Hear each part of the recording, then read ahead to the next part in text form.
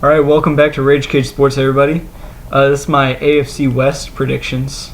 I think this is one of the best divisions in football. It should be a wide open race to the front. You got, I think the Raiders are going to finish last, as they have the past couple years. They're acquiring a lot of young talent, but I don't think they're there just yet. Had a big draft getting Amari Cooper in the first round, which I think will help their passing game. Derek Carr should improve this year.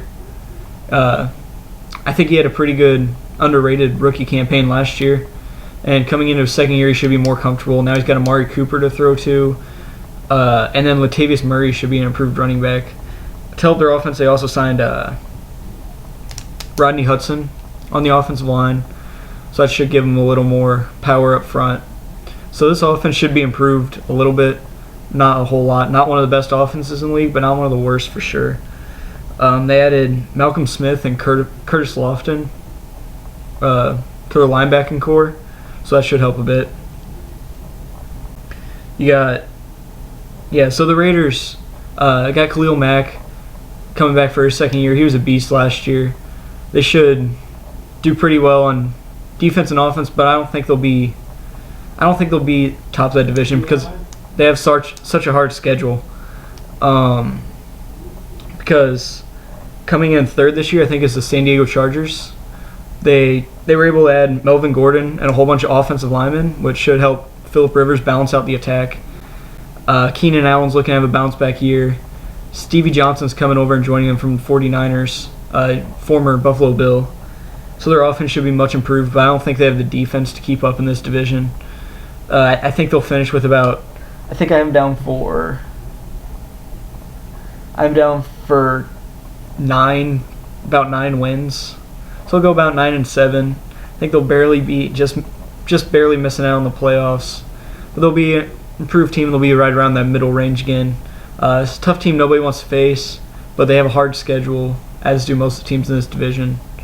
And I just don't think they'll be able to overcome the top two teams in the division, which top two teams, I actually think they tie, both with about 11 wins. So I'm going to say I'll start with the Chiefs. Their major issues last year were wide receiver, offensive line, and their secondary. So they went out in the draft. They added Marcus Peters, who I think is the best corner in the draft. He could have been a top 10 talent if it wasn't for his character issues. Add Ben Grubbs, veteran Pro Bowl offensive lineman from the Saints.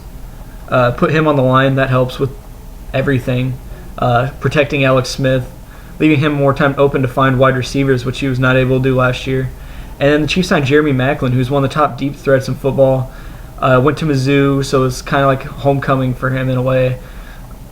Former coach Andy Reid, who he's joining back up with in Kansas City. So that should help the Chiefs' offense. Jamal Charles, back at full strength. Probably one of the best running backs in football. Eric Berry coming back from being diagnosed with cancer last year will be big. And Chiefs played all season last year without linebacker Derek Johnson and DN Mike DeVito. And I think those are two huge guys in stopping the run for them. And Derek Johnson, I think, he might be the best defensive player on this team outside of Justin Houston. And the Chiefs are going to have a great year, I think. They're going to start off really tough. They play on the road against the Texans, the Packers, and the Bengals, and at home against the Broncos through the first 4 games. So that's a super tough schedule.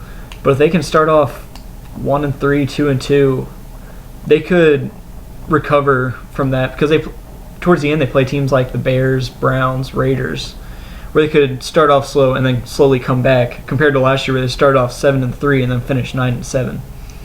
So look for a slow start from the Chiefs, but I think they'll get back on their feet.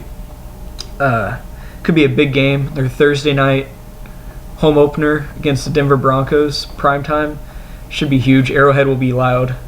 And then I have the Broncos finishing also with 11 wins. They didn't lose a whole lot, didn't gain a whole lot. They lost Julius Thomas. They were able to gain a good draft talent in Mizzou's former standout Shane Ray. He'll bring a little bit to the defense. I think the Broncos' defense is actually better than their offense now. People have been talking about Peyton Manning regressing, like he's going downhill. And I don't think that's true. 2 years ago, he won the MVP, And last year he was banged up a lot, so I think that injury was what slowed him down towards the end of last year. And he should be back to normal Peyton Manning form this year. Not sure how confident I am in C.J. Anderson.